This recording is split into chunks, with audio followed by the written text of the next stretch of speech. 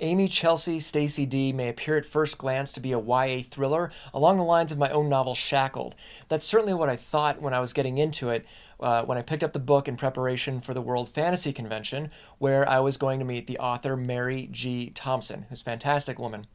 Mary is a brilliant woman who holds about 18 different degrees, including a JD and an MFA. While I'm sure that some of that education played a role in the crafting of AMY CHELSEA STACIE DEE, there are some aspects of storytelling that are harder to learn than others. Some things that just sort of have to come naturally. Just my opinion.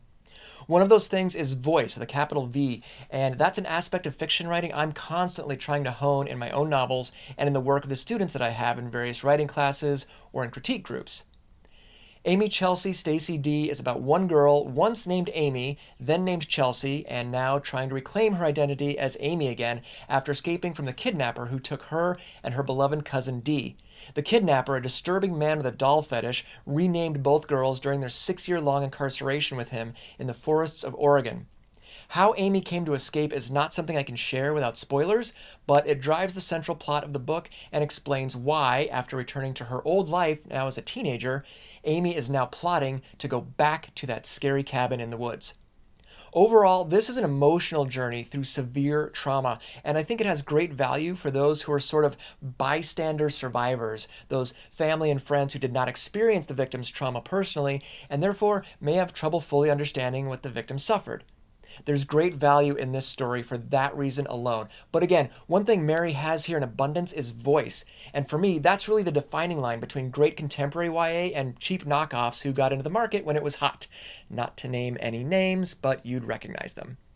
There is not a lot of external physical action in the story, although what action Mary does write is handled very well. It's the internal action that gets the lion's share of the pages, and that's good. It works.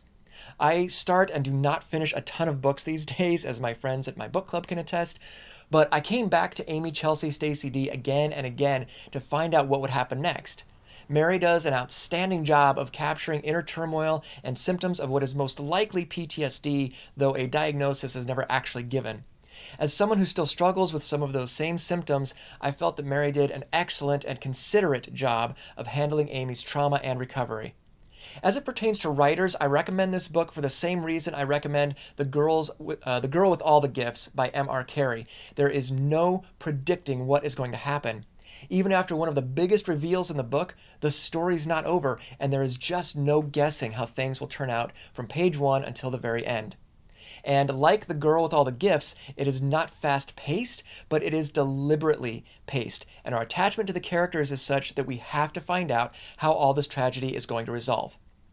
So, for you writers, I recommend studying how Mary constructs this novel in such a way that readers can only keep reading to find out the resolution.